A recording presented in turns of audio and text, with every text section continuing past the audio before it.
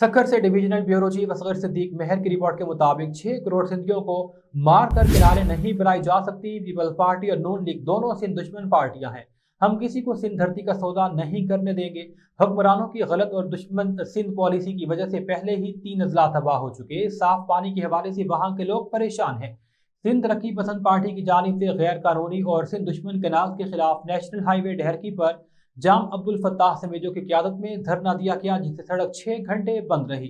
कारकुनान ने टायर जलाकर पंजाब जाने और आने वाले रास्ता ब्लॉक कर दिया। गाड़ियों की लंबी कतारें लग गई। धरने में सियासी, समाजी, मजदूर रहनुमा और वकला ने भी बड़ी तादाद में शिरकत की।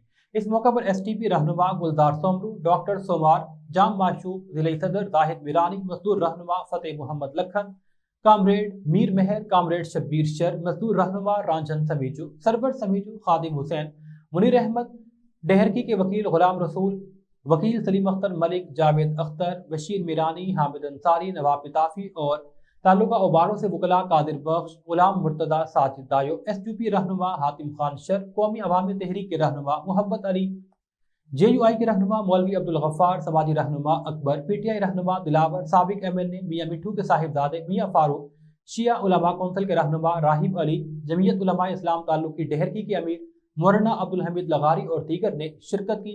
रहनुमाओं ने धरने को जारी रखने का ऐलान किया।